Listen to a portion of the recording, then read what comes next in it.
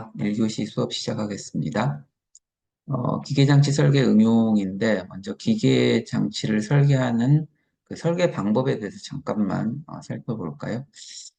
연관 설계라는 게 있고, 원점 기준 설계라는 게 있어요.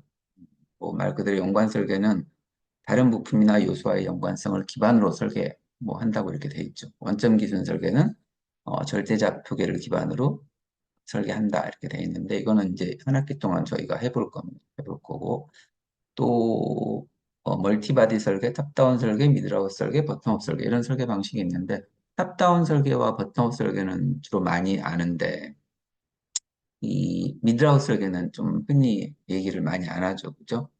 미들아웃은 말 그대로 미들아웃이에요. 중간에서 밖으로 이런 뜻이에요.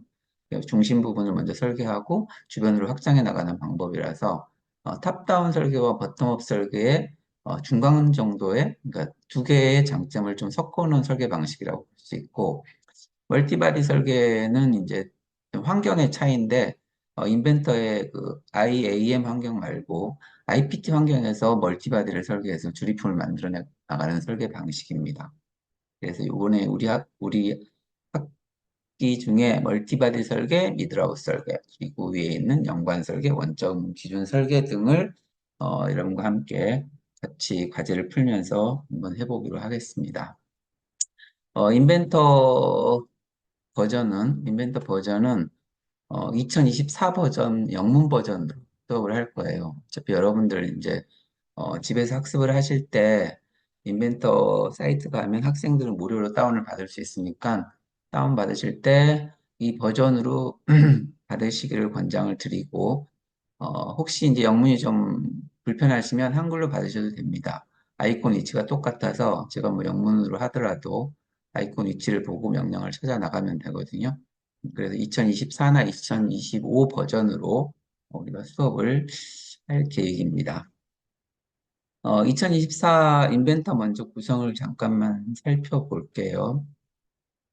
인벤터 첫 화면이 2020보다는 좀 많이 좀 바뀐 것 같아요. 바뀐 것 같고, 여기 보면 이제 점, 세 개 있는 부분이 이제 프로젝트 세팅을 하러 들어가는 부분이에요. 프로젝트. 그래서 프로젝트를 어떻게 세팅하고 하는 부분이 여기 숨어 있습니다. 원래 바탕에 나와 있었는데 그게 이제 없어졌죠. 그죠? 프로젝트 세팅하는 방법이고, 뭐 열림창은 똑같아요. 똑같은데 어, 여기 인치로 되어 있는 게 많아서 가급적이면 매트릭을 클릭을 하고 여기 밀리미터를 확인하고 들어가시는 게 좋습니다. 음. 일단 이 창이 열린 김에 몇 가지 좀 얘기를 하고 지나갈게요. 보통 이제 인벤터를 배울 때 여기는 부품 모델링, 여기는 조립품 작성, 여기는 도면 작성, 여기는 프레젠테이션 작성 이렇게 그냥 알고 있고 또 그렇게 실제로 실습을 하죠. 여기서 모델링을 해서 조립으로 가져가서 조립을 하고 이렇게 했는데 실제 이제 그렇게만 돼 있는 건 아니에요. 이 IPT에서도 조립품을 만들 수 있습니다. 그게 이제 멀티바디 방식이라는 거예요. IPT에서도 조립품을 만들 수 있다. 그리고 IAM에서는 조립만 하는 게 아니고 여기서도 부품을 만들 수 있다.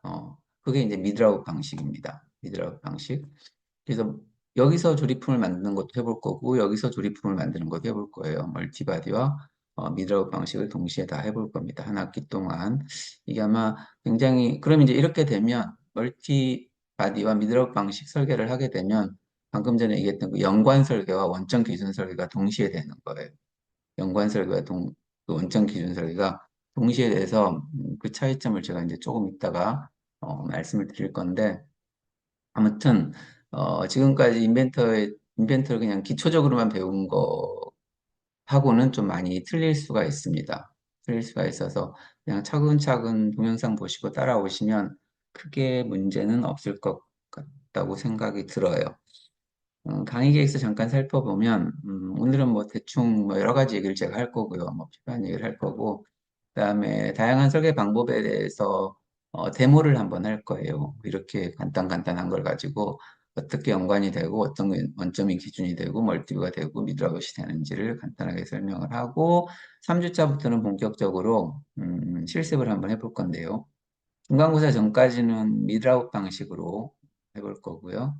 그다음에 중간고사 후 기말고사 전까지는 멀티바디 방식으로 설계 실습을 해볼 겁니다. 내용은 어차피 목적지가 3D 조립품이라서 IPT 환경에서 3D 조립품을 만드는 방법, 그다음에 IAM 환경에서 부품을 만들어서 3D 조립품을 만드는 방법, 그리고 2D 조립도 작성하고, 분해도도 작성해보고, 렌더링도 작성해보고, 뭐, 그다음에 설계 아주 기능이 굉장히 많은데, 그런 기능들, 모링을 자동으로 삽입한다든가, 캣볼트를 자동으로 삽입한다든가, 그다음에 스포, 기어, 체인, V벨트. 그 시간이 나오면, 음,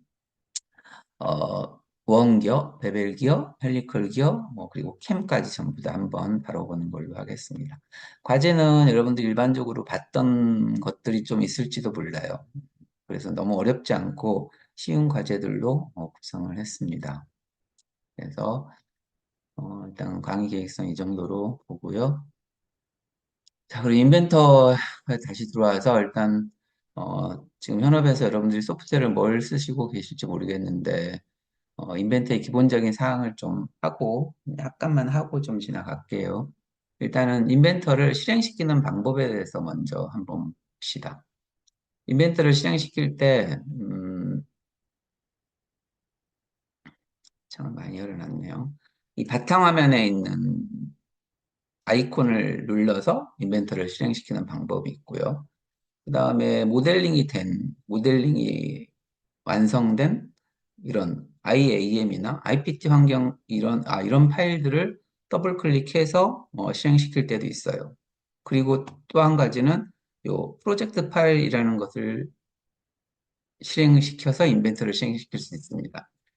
제가 이제 설계를 하면서 경험상 가장 좋은 방법은 인벤트 아이콘을 눌러서 실행시키는 방법도 아니고 IAM이나 IPT 파일을 눌러서 실행시키는 방법도 아니고 프로젝트 파일을 눌러서 실행시키는 방법이 가장 좋아요. 그리고 프로젝트가 인벤트에서는 굉장히 중요합니다. 프로젝트를 설정하지 않으면 파일이 섞여가지고 다른 방에 있는 파일이 뭐 이상하게 조립이 돼서 올라온다든가 그다음에 파일을 못 찾는다든가 그런 일들이 많이 생기죠.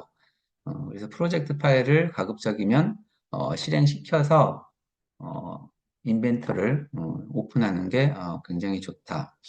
그러면 이제 인벤터를 처음 프로젝트 파일은 그럼 어떻게 만드느냐?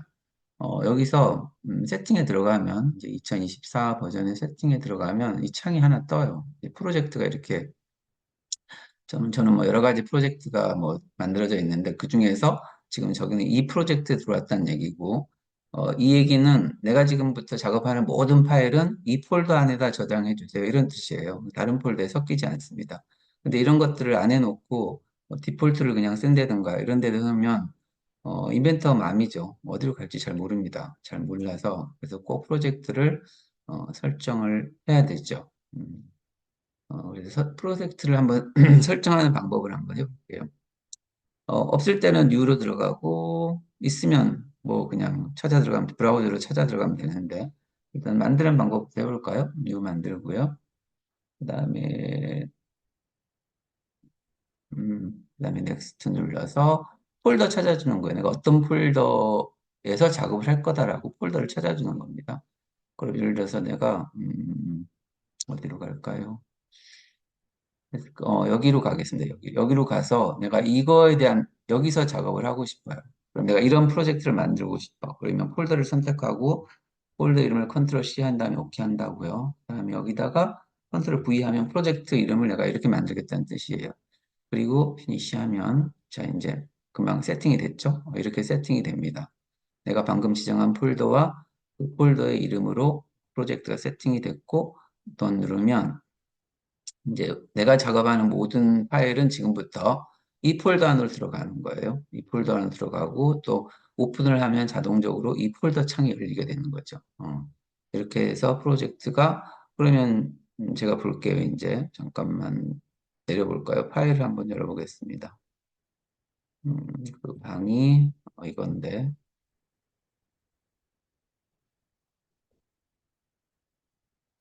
금방 폴더에 제가 만든 게 지금 12시 25분 돼 있나요? 음, 이렇게 프로젝트가 생기는 거예요. 지금은 이제 이게 없어서 인벤토를 실행시켜서 만들었지만, 이제 이게 만들어진 상태에서는 굳이 인벤토를 실행시켜서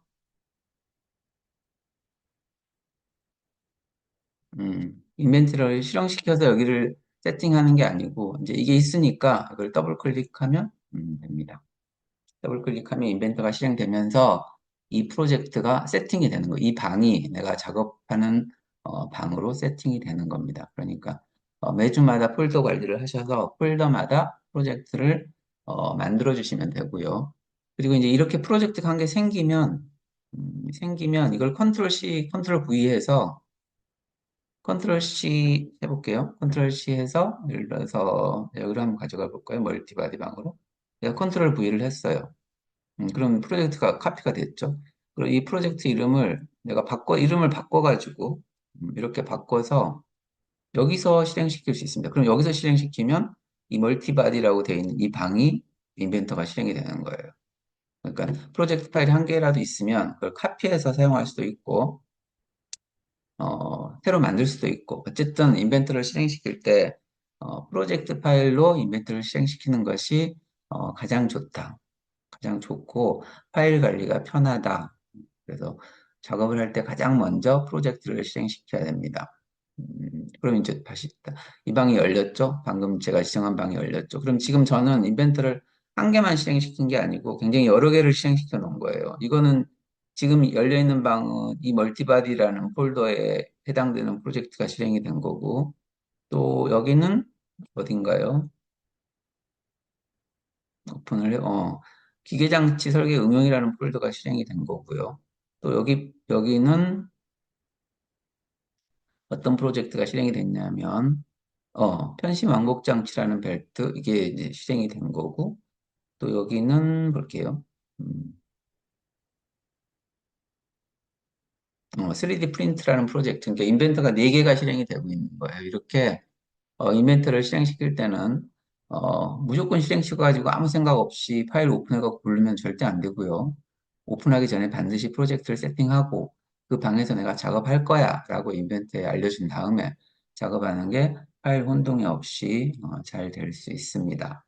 아시겠죠? 프로젝트가 굉장히 중요합니다. 프로젝트 굉장히 중요하고요. 자, 그러면 이제 프로젝트까지 설정이 됐으면 이제 여러분들이 제일 많이 연습을 하셨을 IPT 환경에 한번 들어가 볼게요. 제가 IPT 환경에 한번 들어가 보겠습니다. 이건가요? 음,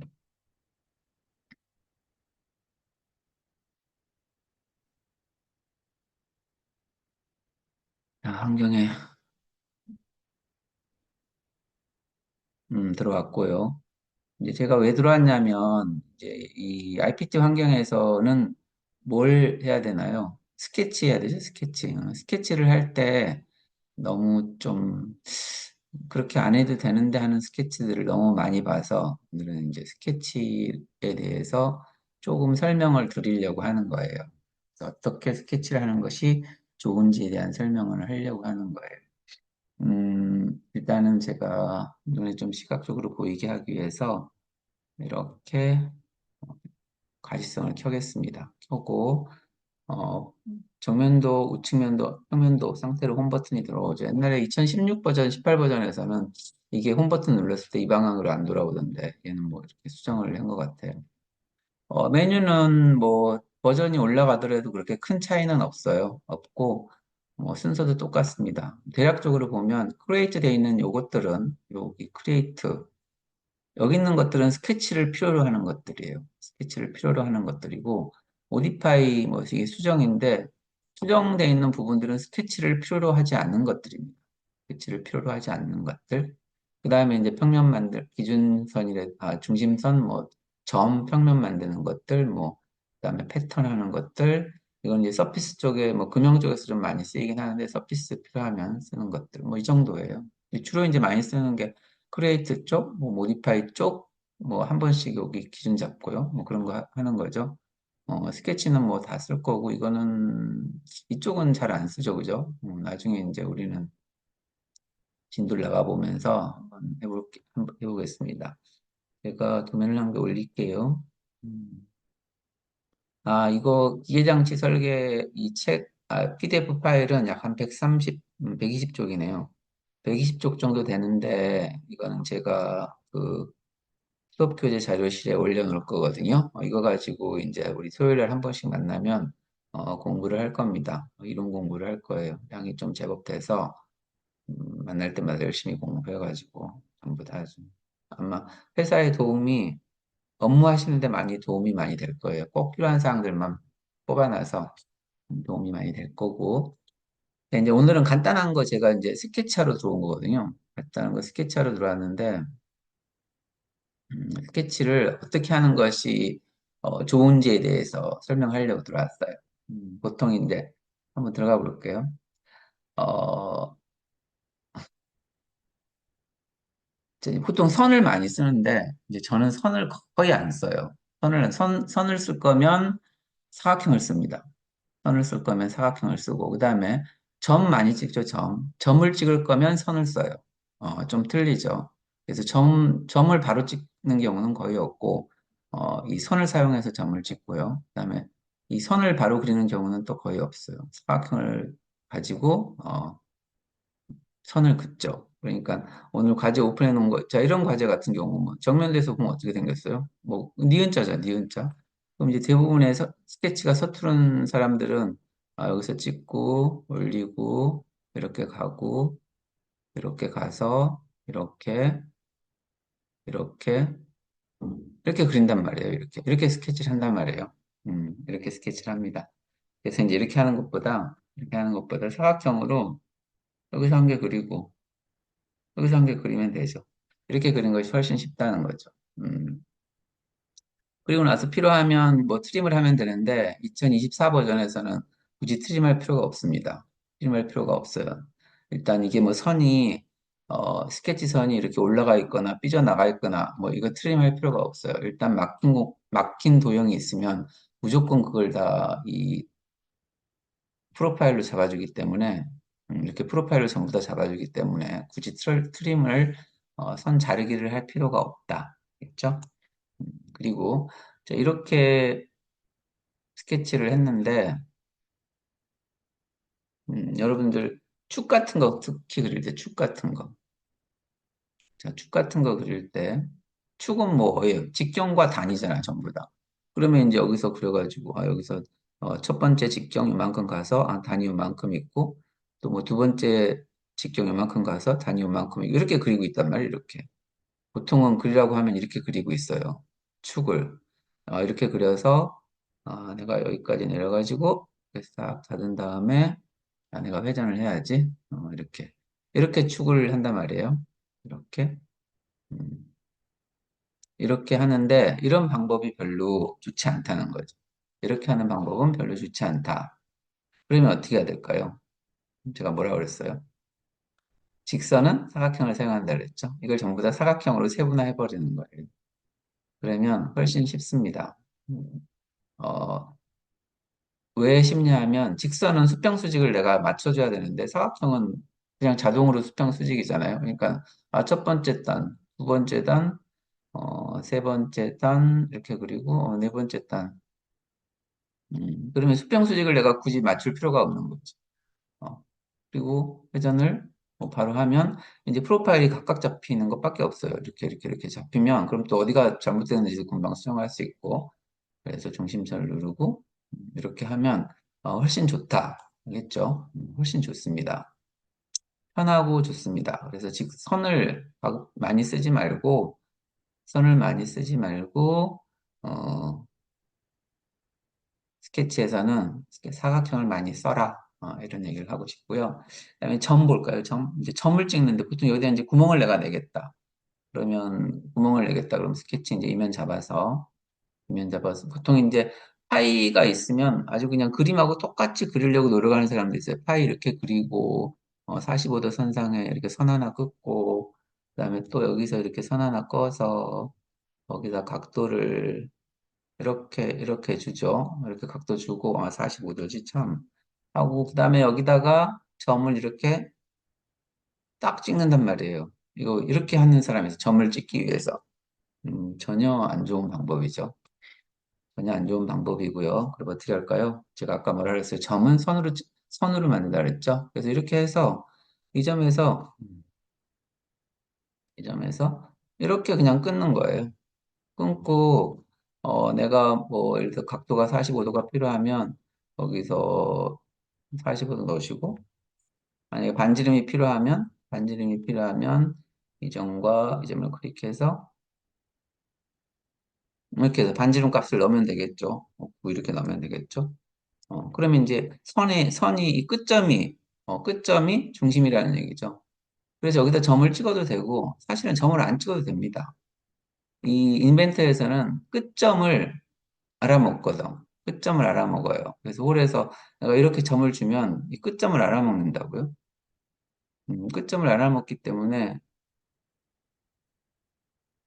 참, 이렇게 할 수 있어요. 그러니까 점이 사실은 굳이 필요가 없죠.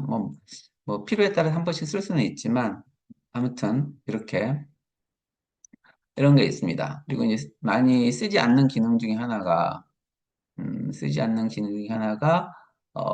직접이라는 기능이 있거든요. 다이렉트 되어 있는데, 다이렉트 기능이 굉장히 유용하게 쓰입니다. 하고 나서 여기서부터 여기까지가 20mm인데, 뭐, 25mm로 잘못됐다든가, 아니면 15mm로 작게 됐다든가, 그러면 이 직접이라는 명령을 써서 바로 이렇게 늘리면 돼요. 내가 원하는 숫자를 입력해서 늘리면, 바로 늘어납니다. 원통도 아마 늘어나지 싶은데요. 이동만 나는군요. 어쨌든, 이런 면들이 직접으로 이렇게 셀도를 당길 수도 있고 직접 연결할 수도 있다. 알겠죠? 그 다음에 이제 여기 그 밑에 있는 면삭제라는 거 있는데 이것도 굉장히 유용해요. 이게 필요가 없는 거예요. 그러면 이것과 이거를 삭제해버리면 이렇게 삭제가 됩니다. 유용한 기능 중에 이게 직접과 면삭제 꼭 기억하시고요. 그다음에 이제 형상투상 음, 이 정도, 이 정도 하면, 그다음에 나중에 이제 스케치할 때 형상투영이라는 기능이 있는데 이것도 이제 굉장히 많이 쓸 거예요. 나중에 이제 실습 작품을 하면서 해보기로 하고요. 그다음에 혹시 이제 나사 낼 때 있죠? 스레드 낼 때는 이거는 이제 앞나사에는 적용하지 않습니다. 물론 여기 그림은 그렇게 돼 있지만 앞나사에서는 쓰지 않는다. 순나사에서만 쓰고 그리고 스레드 내기 전에는 그 축에 여기가 못따기가 돼 있으면 안 돼요. 여기가 못따기가 돼 있으면 절대 안 된다. 못따기가 돼 있으면 못따기 부분은 나사가 안 나오기 때문에 나중에 2D로 전환했을 때 그 못따기 부분에 골지름선이 생기지가 않습니다. 스레드 할 때는 이렇게 못따기가 없는 상태로 스레드를 하고 나중에 스레드를 한 다음에 못따기를 한다. 그렇죠? 그렇게 하시면 적당히 잘 될 것 같습니다. 이렇게, 이렇게 하시면 되겠네요. 2024도 뭐 똑같아요. 똑같고 창이 약간 틀리긴 한데 뭐 돌출하거나 이렇게 근데 거의 같습니다. 거의. 그래서 큰 문제는 없을 것 같고 또 한글판 쓰는 사람들도 메뉴 위치가 같기 때문에 큰 문제가 없을 것 같습니다. 일단은 인벤터 2024 버전을 다운받으셔서 수업에 참여하시면 되겠고요. 일단 1교시 수업은 여기서 종료하도록 하겠습니다.